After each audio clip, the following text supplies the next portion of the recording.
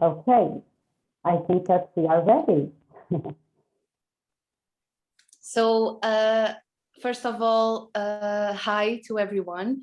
It is a pleasure to welcome you this talk discussing the human's role in a challenging society. The idea, just to give you a bit of context, the idea for this exhibition first arose in 2019 from the ambassador's desire to hold an exhibition for Portuguese artists in London. And we were actually very fortunate to be able to get Paula Rego to contribute some of her works to the exhibition to display alongside the selected artists. Paula's son, Nick Willing, and the Christy Roberts Gallery were vital in achieving this, and it certainly would not have been possible without them. Also, the Jeremy O'Sullivan, the cultural attaché at the EU Parliament's license office in the UK, was also very important in organizing the exhibition, both providing support and allowing us to host it at 12-Star Gallery. And I'll just say a few words about each of our speakers and then leave the floor to them. So Mara Alves is the curator, our dear curator of Paula Rego and her contemporaries. She's a contemporary art curator from Lisbon, currently studying an MA in art history at the University of London. Her company, Portuguese, aims to promote Portuguese culture internationally, and she has curated an array of art projects in London, including for Caspia Contemporary Art, the Dragon Gallery, and the Start Art Gallery. Ana Palma is, of course, one of the artists selected by our open call. She has a degree in fine arts from the University of Porto and a master's in teaching visual arts. She currently lives in London and works both as a teacher and an artist. Anna has exhibited as a solo artist and in several collective shows, both in UK and abroad. Her work explores the relationship between woman and nature, with the female form being particularly prevalent in her work. And in her own words, I want to say what she wrote about her. Painting and drawing allow me to explore not only this curiosity, but also my uniqueness as a woman in all its dimensions. In each work, pieces of my inner and outer worlds emerge, with the natural worlds, poetry, music, and dance being obvious influences. I congratulate you, Anna, again. And for finishing the presentations, Nina Pearlman, that has accepted our kind invitation, is head of UCL Art Collections at University College London and has been in charge of the UCL Art Museum since 2008. She's a contemporary art curator, writer, museum professional, and researcher. She's passionate about gender equality in the arts, and in 2018 set up the platform Curating Equality. Recently, she has curated projects such as Price and Prejudice, 2018, Disruptors and Innovators, Journeys of Gender Equality at UCL, also in 2018, and Edward Langton, In Pursuit of Sculpture, 2017.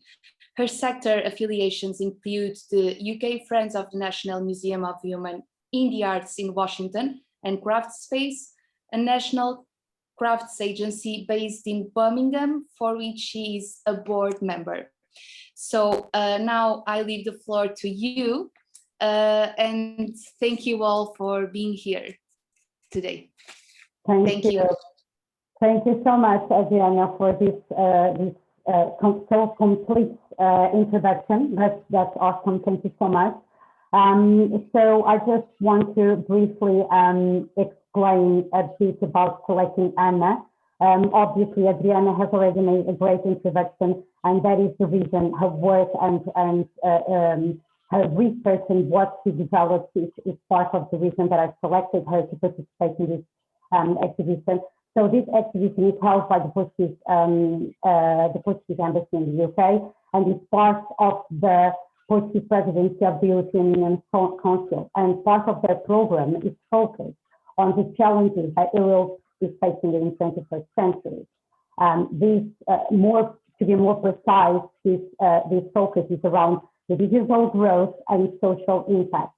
And so my aim was to select artists that could, through their work, speak out some of these challenges.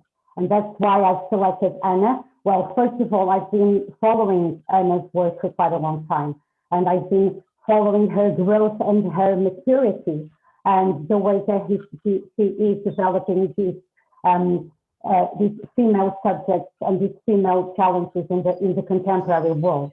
Obviously, that Paula Rego's works are highly relevant for this exhibition, but I wanted to show young generations as well.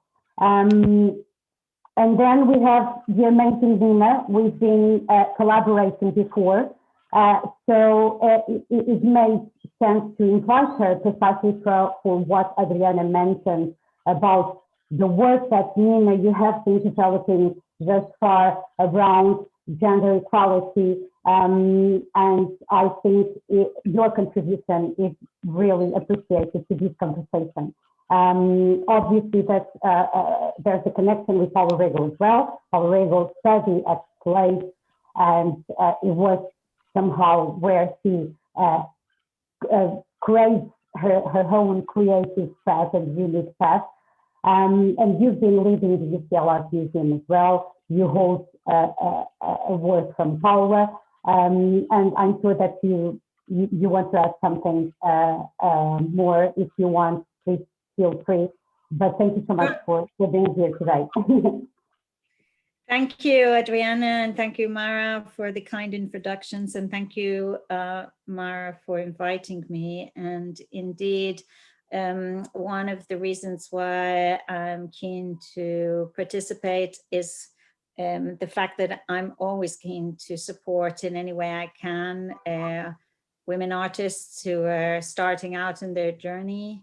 And also you and I have worked together before, and in particular in this context, the context of the work that I'm doing arises out of the museum's slate collections, of which 45% is work by women artists, and indeed including work by Paula Rego, a key work by Paula Rego.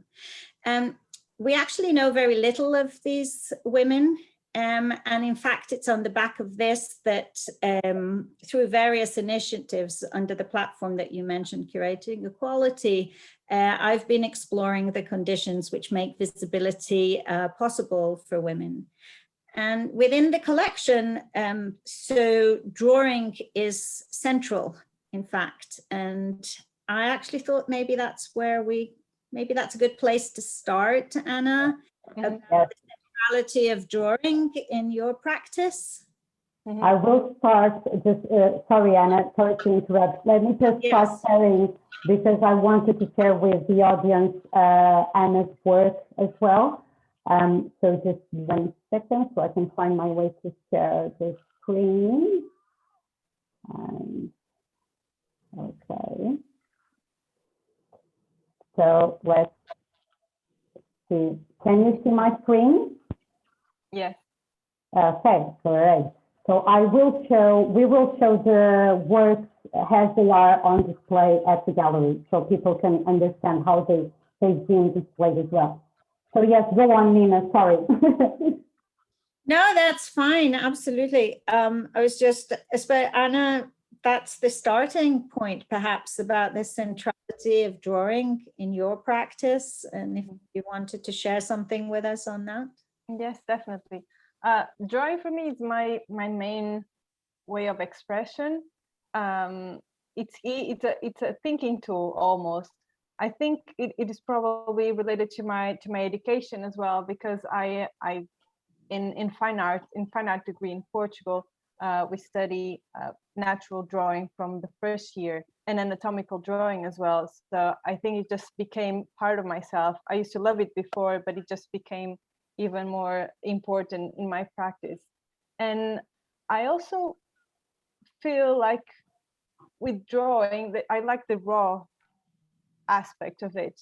I like the fact that it's completely authentic and honest in a way that all the mistakes are there. So there's no way of covering with another layer of painting. So the drawing is just that, is all the truth and all the authenticity of the artist is there. And I really, really enjoy that as the first way of expressing my thoughts and ideas. Thank you. Yeah, that's really interesting. That was one of the things that also attracted me in your work, because I think that sometimes a drawing can be underrepresented, and it can be seen as a unique artwork, and it's true here as well. So that's what I find one of the most strongest tools that you have in your work as well. These two works are somehow part of the starting point from what you have been developing over the past years. And these works were made for your second solo exhibition called Femina, second solo exhibition in London, if I may add. I would like you to tell us a bit about the concepts behind this exhibition and the creative process, your thoughts to build this exhibition as well.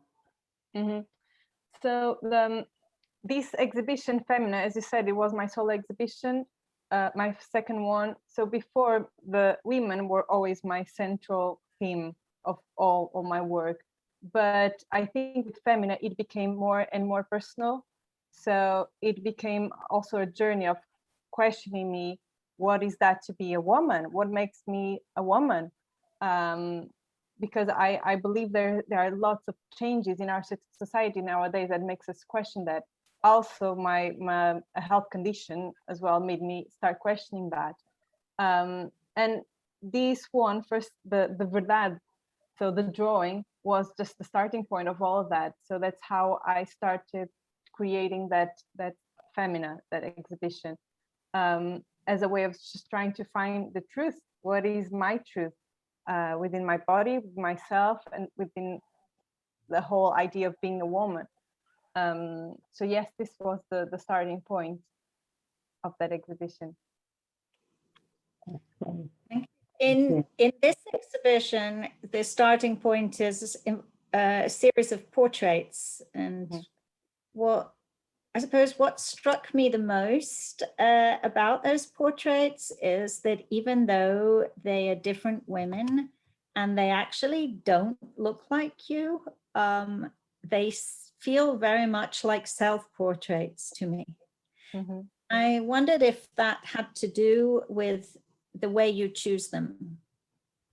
It is interesting that you said it, because I wasn't aware of that until people started asking me if the drawings and the portraits were self-portraits.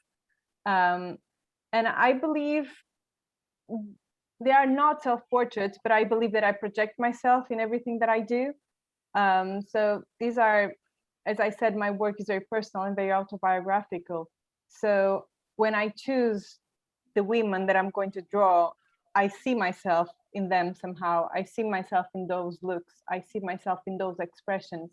And probably that's why they become me and I become them. I don't know, it's an interesting process, but it's hard to explain it actually, because I wasn't aware of that until people started noticing it.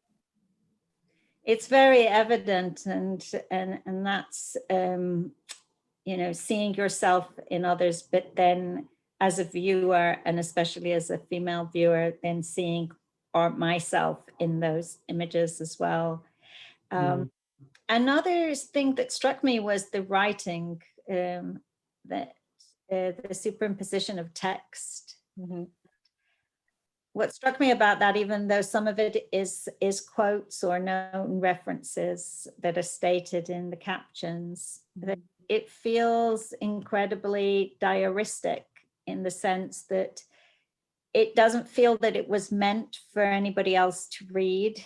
In terms of the way the handwriting is, it feels much more like as if one is reading a journal, private journal. And I wondered about that. So I said that drawing is my main way of expression, but I think writing is the same.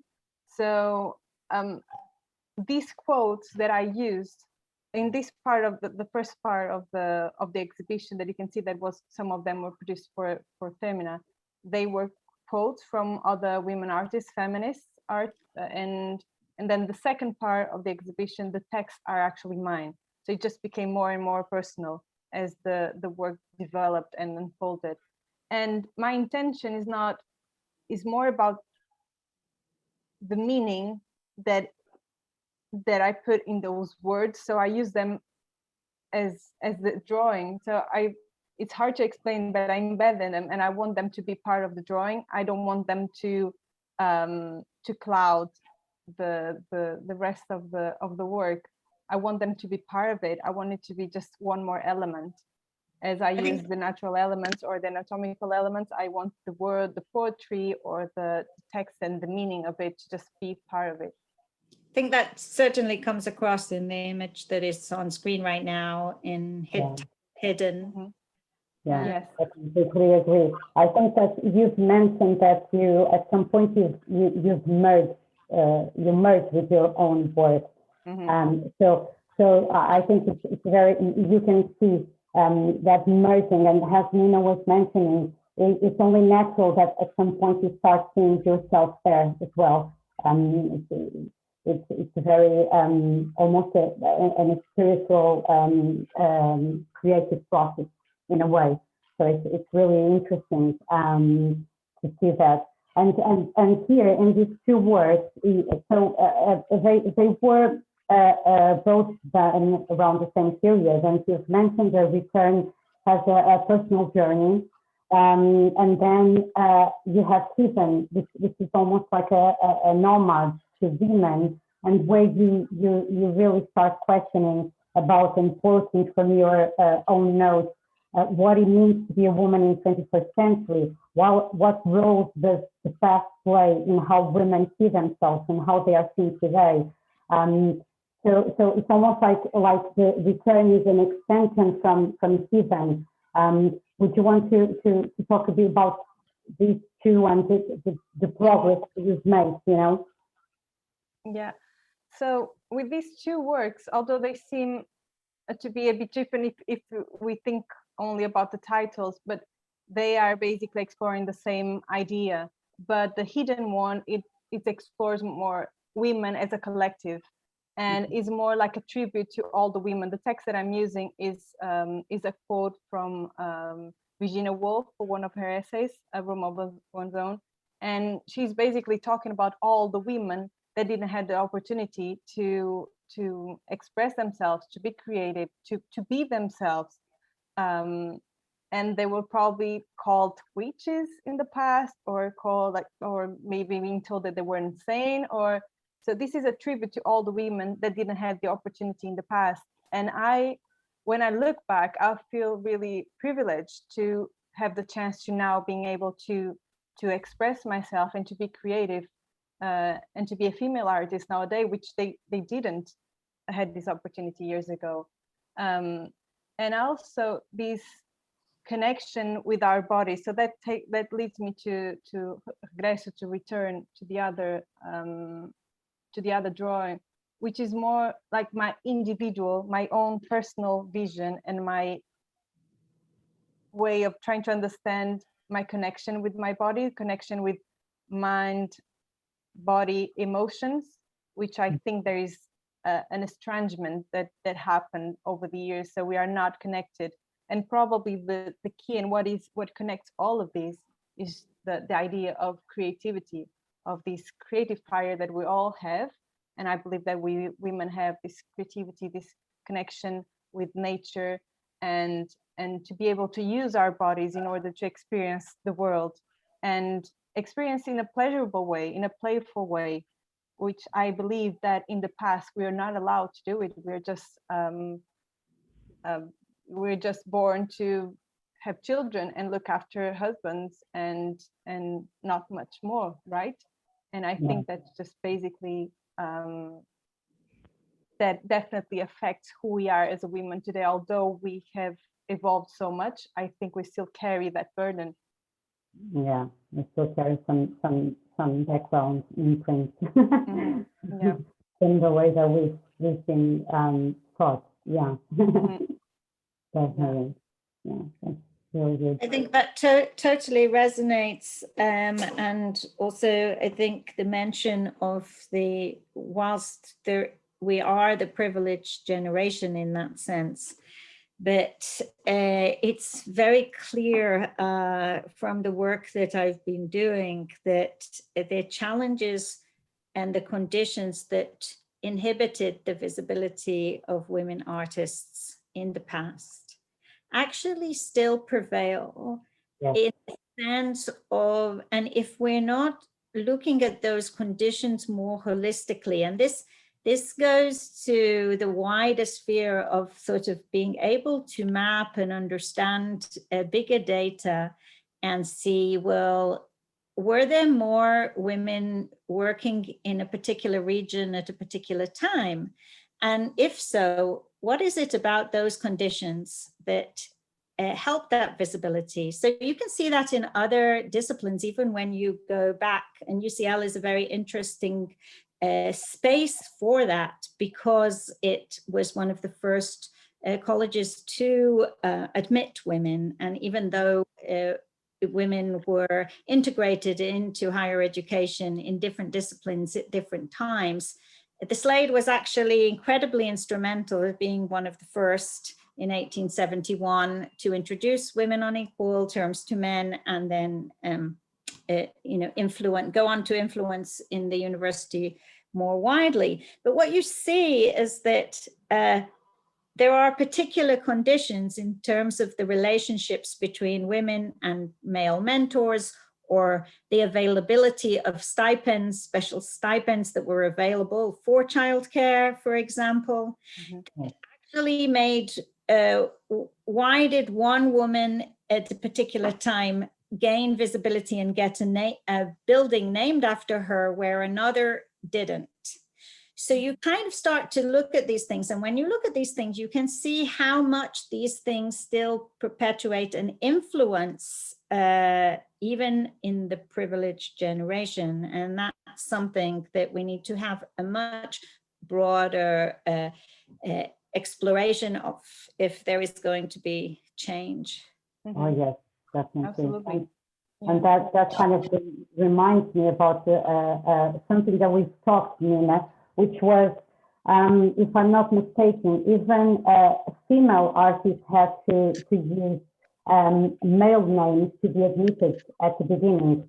They had to use fake names to be able to be admitted or to be listening as well. I think that we talked about that a couple of years ago in one of your exhibitions that you curated at the museum, and we were talking about that. So yeah, we've progressed a lot, but we still have a long way to go. Yeah, yes, definitely.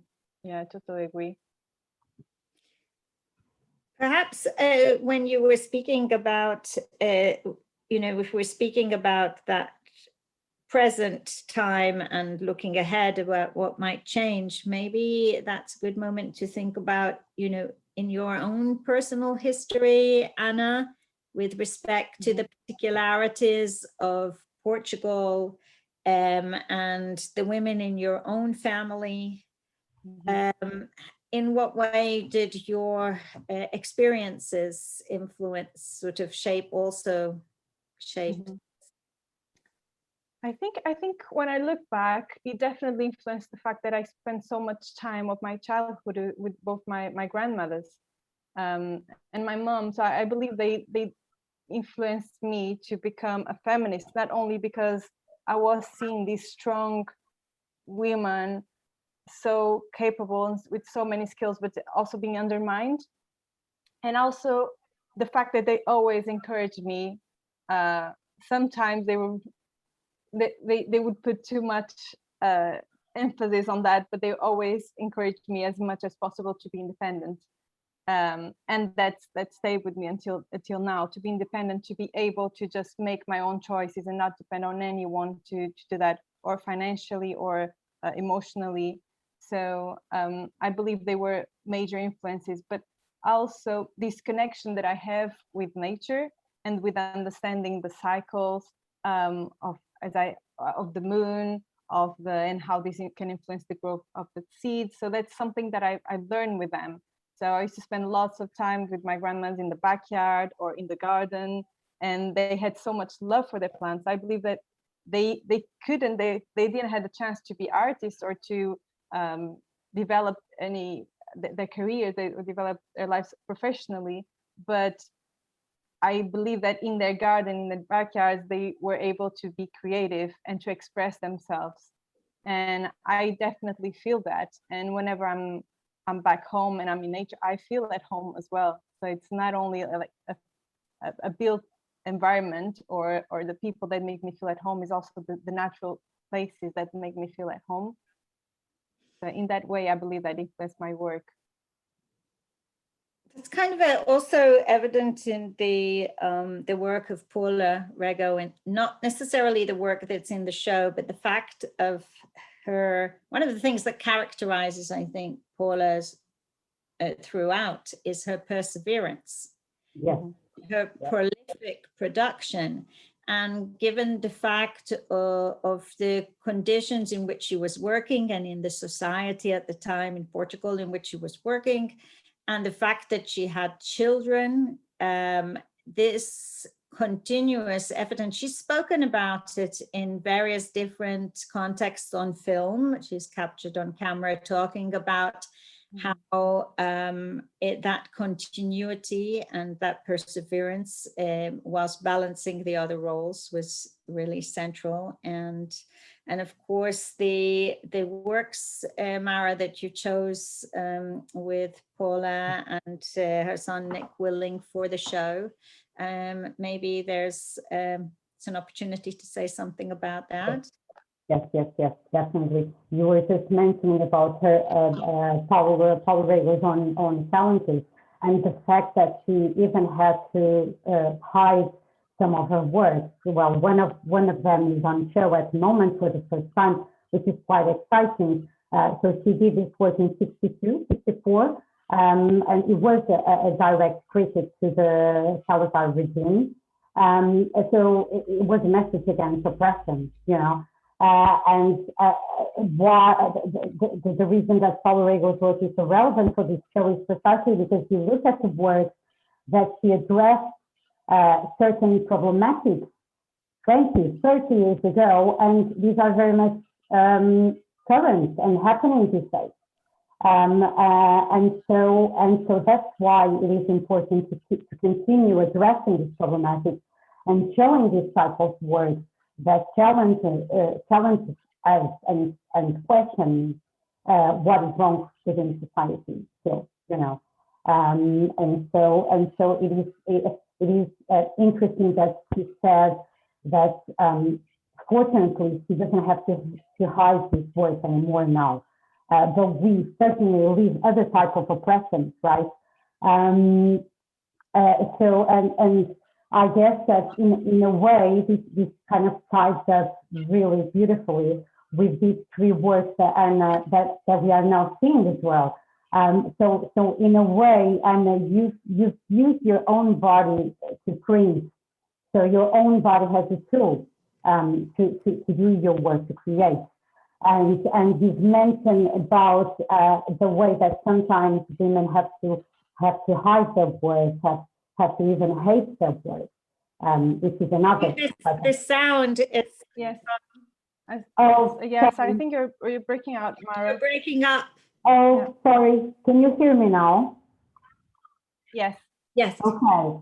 So I was mentioning about the fact that you were using your own body, and this work has the tool for your work, for kind of reaching the final product in a way, and how you've mentioned about going to questions of how women are still or sometimes need to hide their bodies or to even hate them. And I wanted you to talk a bit about the process behind this work, because it's very Mara, you broke up. So perhaps broke up, so I'm not sure that your question to Anna was comprehended by our participant audience. Perhaps I could jump in to yes, please. reiterate. I think Anna, what I understood what Mara was trying to address was looking at these three works that express the sort of development and maturity in relation to the previous earlier works, and in which you're using your own body as a printing material. And I think she was asking, perhaps you might say something about that. And also about the color and the natural elements. Mara, is this capturing what you were saying? Okay, yeah. we overcame that technical. Okay. Well, thank you. Regarding what Mara was saying about Paula Rego, that she has had to hide some of her works, I don't feel like we need to hide the works now, but they still cause uncomfort and embarrassment, I believe. In this case, these works are very recent, and they put me in a very vulnerable position as well. So I wasn't sure if I wanted to exhibit or not, because they are a natural evolution of the exhibition Femina. So my work just became, from using other women's portraits, it just evolved in a natural way to just use myself as a tool, as imprinting my body in the paper and canvas, and also using my own text, using my own words to express my feelings and my emotion. And the psychological and physical struggles that I've been going through in these 2.5 years since that first exhibition was created, because of the fact that I don't have a cycle. So that health condition definitely influenced all my work over the past years. And in this case, I just think it was just a natural evolution and a way of me just trying to find other ways to understand my body and what was going on with it and what's still going on with it. So the colors, it's very hard for me to explain, but I just felt I was doing these black and white drawings with just a few brush strokes, but I was feeling the need to go back to painting. However, I want to explore the relation between painting and drawing, because I don't want the drawing to disappear, which is a very hard thing to do, but that's what I want to do with these works.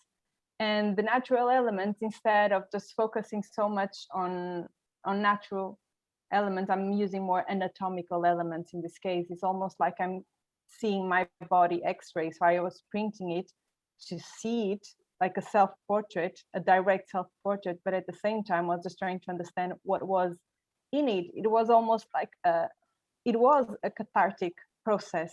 It has been a cathartic process. And these three works, I think they expressed that very well, just using my work as a way to not only understand what is going on, but also to project in the future what could happen as well. So probably those colors are related to what I want to happen in the future.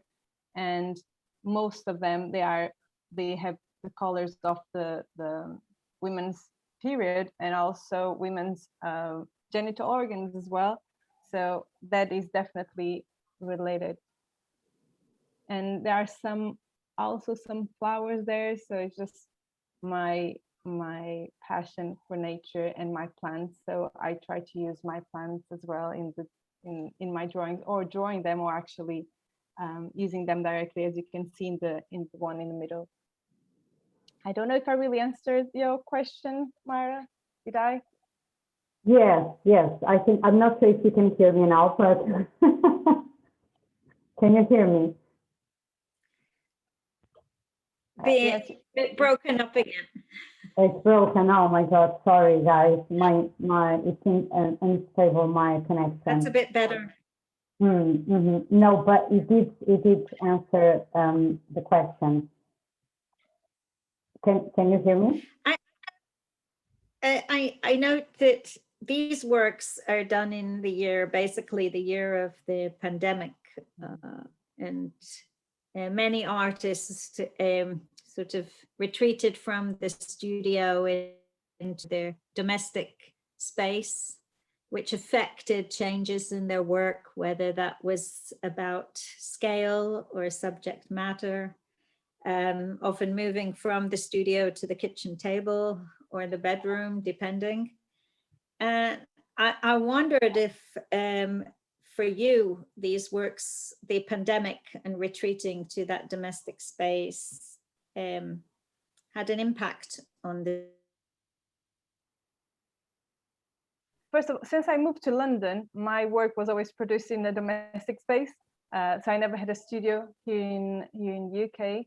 And I think those were the most productive years of my life. So whenever you need to express yourself, you'll find ways, no matter if it's on the kitchen floor or in a tiny bedroom, you'll always find ways, I believe.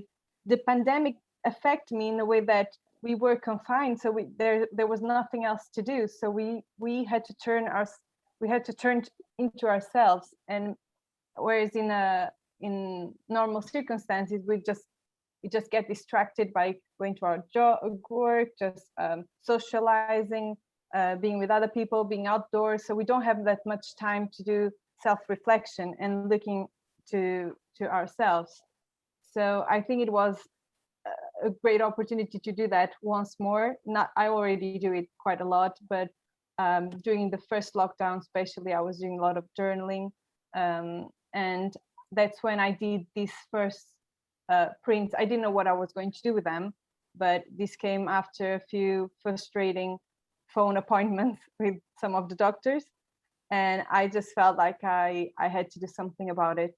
And there was no way of distracting myself from it because I was at home. I couldn't just go out and see my friends to not think about it. So I really had to confront myself with that and deal with it in the best way that I can, which is through my art. It was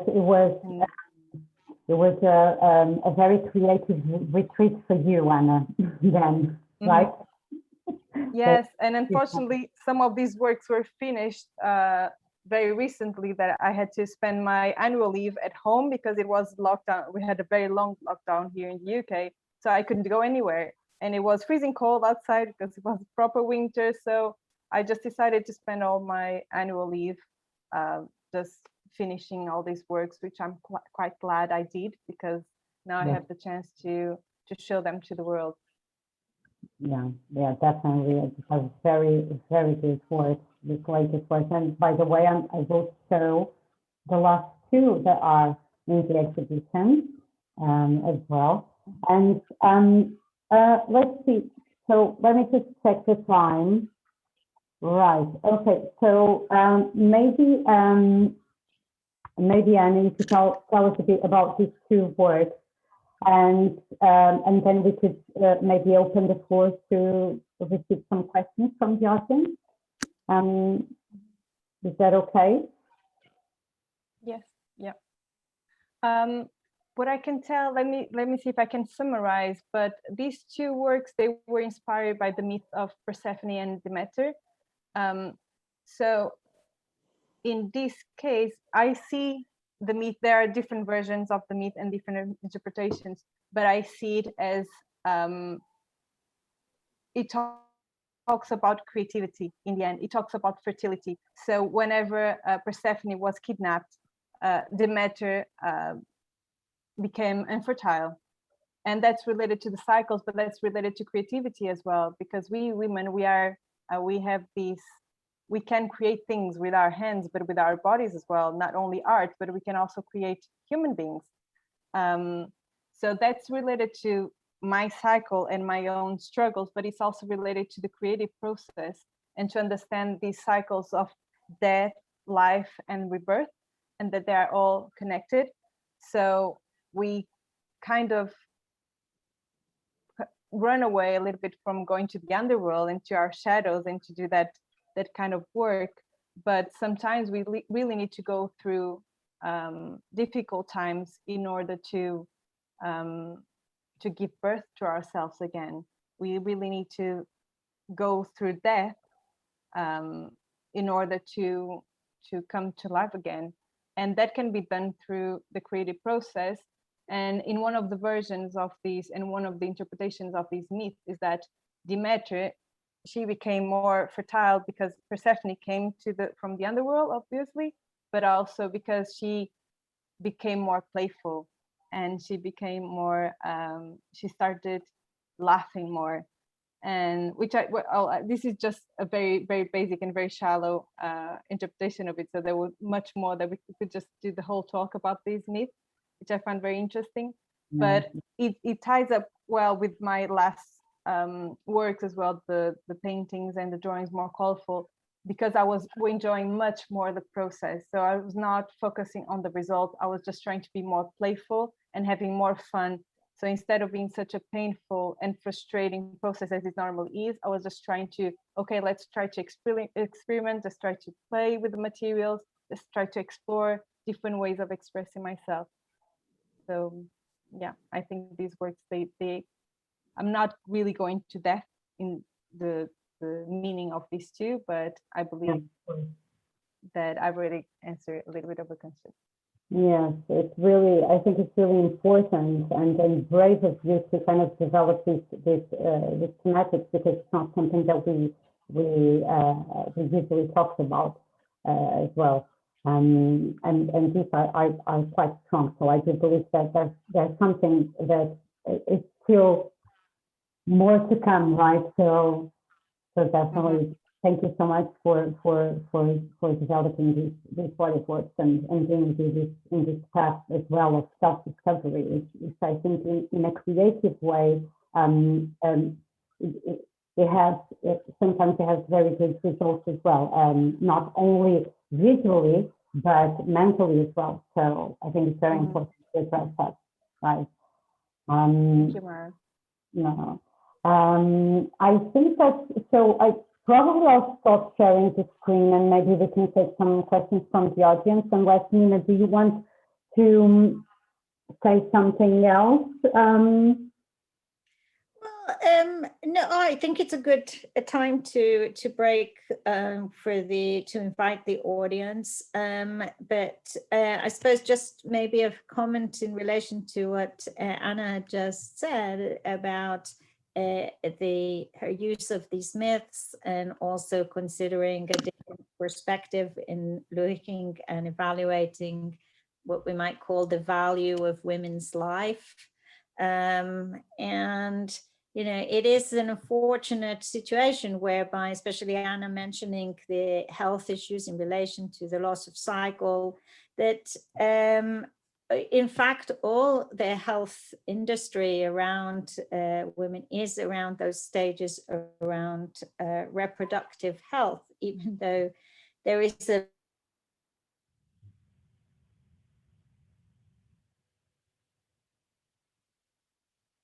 of women's well-being.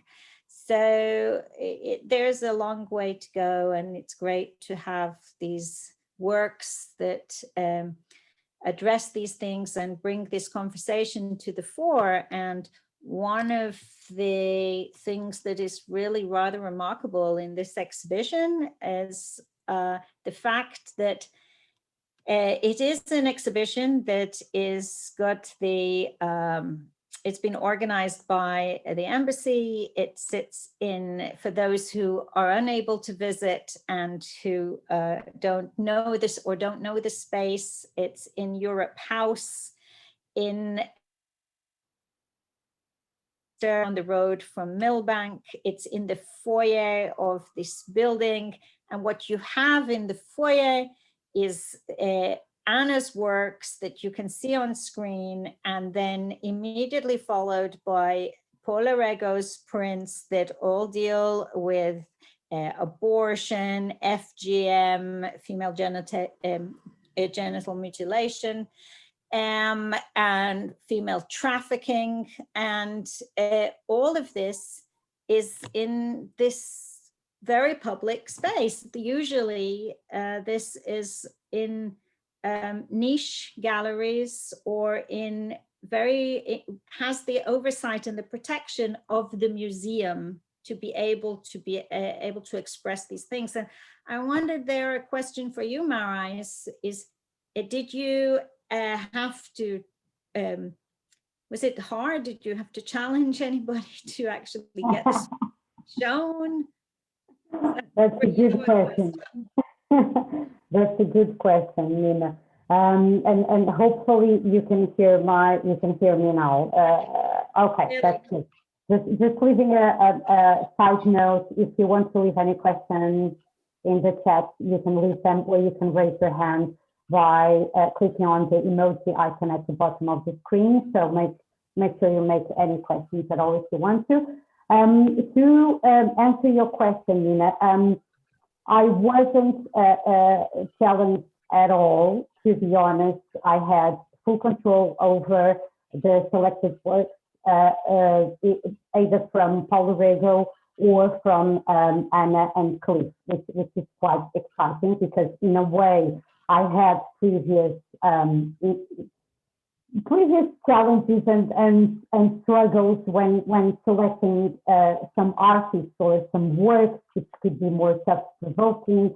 So this was really smooth, because I always made the connection and made the point that if we are integrating the challenges that we are facing in the 21st century, we need to address them. So we need to address them head on. So it is also a curator's role to create a balance between what is called like visually light art and thought-provoking art, and we need to be able to show both, right? I think it is important to do that. And as I mentioned before, the fact that Paula Rego's works are still so current in some of the problematics that she represented many years ago, I wanted to create that connection with younger generations that are also addressing other types of problematics. And so that was my aim, to be able to show that, because that's probably art serves that purpose as well. It's a tool to address what is right and what is wrong. So we need to be able to share both thematics. Yeah. Thank you. Okay, everyone is being so shy. No, any questions, we can fill the void for sure. Of course. You can use the chat box as well. Yeah, Shy to ask. Exactly, you can definitely use the chat box if you don't want to. Whilst we're warming up, Mara, Anna, maybe you want to say a little bit about when and where you first encountered Paula's work, perhaps? Mm-hmm. Yeah, I remember perfectly. So it was in my first year of university when I was studying fine art, and she had her first retrospective exhibition in Serralves Museum in Porto. And I think it was the first time that I saw her work live, and it just completely blew my mind. I love it, especially because I was already passionate about drawing, and seeing someone just using it in such a impressive and strong way. I remember that I was also struck with the way she was portraying women, and all these strong women, which I definitely relate to what I've seen in my grandmas as well, because all the women, they are not delicate women, the ones that Paula Rego represents. And also all the men are very fragile as well. If they ever appear, they were all very fragile. So all of these, and the way she started using pastel, and for me, she's painting, we can consider it painting, but with the characteristics of drawing, which for me was very interesting to see. So it had a massive impact. So since then, I just completely fell in love with her work. And I used to listen to some of her interviews, and I love the fact that she's so genuine and so authentic. So she's not trying to create like all these beautiful philosophical stories around her work. She's just, it is what it is. and I really appreciate that authenticity of her. Yeah. Right. Well, we have a question. Thanks, Joanna. We have a question for you from Luciana Rosado, and she asks, hello, thank you so much. I would like to know which artists are Anna's preferences. So we have Anna, we have Paula Rego that you were talking about, but any other artists that are serve as an inspiration or role model to you in terms of? Yeah, I have quite a few. Some more recent ones, some a bit more. For example, Francisco Goya and Lucientes. Francisco Goya is one of my. I love his prints as well. His drawing, not the work that he did for the royal family, but the works that he did, the dark paintings and all the prints. So those for me are the most interesting. They can be a bit disturbing, but I do like the way he expresses his concerns and his emotions. Lucian Freud as well has like these, is also a figurative artist. So most of my influences are figurative artists, which they were not very popular a few years ago when I started university as well, but they are becoming a bit more popular nowadays. Lucian Freud, let me think, Larry Rivers is another one. Graça Moraes, Portuguese artist with very strong roots as well. Let me think about. There's a recent one that I've been really enjoying her work, which is Tracy Emin, for example. Oh yeah. I really want to go to see her exhibition in Royal Academy. So yes, I think those are my main influences. From the ones that I can remember now, and obviously Paula Rego. Yeah. Thank you, Anna. Thank you so much. I can ask one more question if there's. Yes, please do. I think that it's important to honor the Beatle in the world. The Beatle has a central stage in many of the works, and perhaps we need to know where this Beatle is. Yes, I agree. About the identity of the Beatle. Yes, I agree.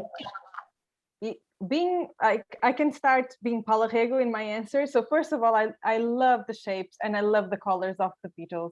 I think that's, so when you draw something, you need to enjoy doing it. And I do enjoy drawing them because of that. But the second thing that comes to my mind is their symbology.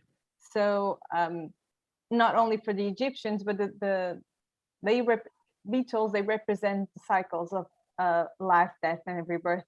As I talk a lot, this whole idea of metamorphosis as well, which I believe we go through as women every month, but in our lives as well, through all our difficult times that we go through. So yes, that symbology is definitely part of the work. Yeah, art is basically creating symbols and meanings to express ideas, right? So I think that's what I try to do when I use Beatles in my artwork. Yeah, you can definitely. Do you have a collection of Beatles? Yes, I do have a small. Most of people think it's very weird, but I do have a small collection of Beatles. I hope I can grow it a bit more. This year I couldn't go to the entomology fair, so hopefully next year I can go there and just get some new babies for my collection. So I use my collection to draw, but I also had the chance to visit the private collection in the Natural History Museum here in London. I had the chance to do that, which was an amazing experience because these creatures, they can be really, really beautiful and inspiring. That's really interesting. You are using almost symbols and natural elements to create your own symbology, which is quite interesting. So yeah, that's really my own symbolic language, probably. Exactly, create your own language. That's very important. Yes, I agree. Really good. Yeah. Okay, so I guess that if there are any more questions, I guess that we can end for today. And obviously that I need to just mention that we are hosting these online talks every week. So next Tuesday, same time, we will have Cliff Andrade, which is the other selected artist with Catering Fund. And then the week after, we will have some art professionals and scholars that are close to Paula Rego's work in conversation with me about the working show. Oh, there's a note from Tandy Morgan. This was really interesting discussion. Thanks, Nina, for asking the question regarding the vehicles. So I guess that Tandy wanted to ask for you to ask the report. That's great. Thank you, Tandy. And yeah, I think that I just need to thank Nina. Thank you so much for accepting to participate in this conversation, for contributing. So it's a pleasure to talk with you. and Anna, obviously, thank you so much, because I think it is important to give this opportunity to people that are not able to see the show and won't be in London even to see the show in person. So these type of events are always good to kind of spread the word and give the chance to people to know your work better, and you as well as an artist. Well, thank you for having me and for giving me the opportunity to also explain my work and talk a little bit more about my work, which I believe the work should speak for itself. But I also think that it is interesting to understand the behind the scenes and the motivations and inspirations behind. I think it just gives a little bit more depth to the work. So I hope everyone that is here, thank you so much for being here. And if you have the chance to visit the exhibition in the gallery, it will be held until the 16th of July, right? Yes, I'm just copying paste the link from the gallery, because Malcolm Dixon just asked where we could see the exhibition. So here is the link in the chat. So you can actually see the information about the exhibition, the address as well, and there will be other type of event. The catalog is there, and then there will be the interviews as well, which we will share during the week. Okay. Right. Thank you so much. Thank you for putting it together. Thank you. It was a pleasure having you. And if anyone has any feedback regarding the exhibition, please feel free to get in touch to social media. I'd love to hear from you. Yeah. And thank you so much, Nina and Mari. It was really a pleasure to be here with you and to be able to have all these interesting talks. Thank you so much. Thank you. Thank you, Anna and Nina, and thank you everybody who attended today. Thank you.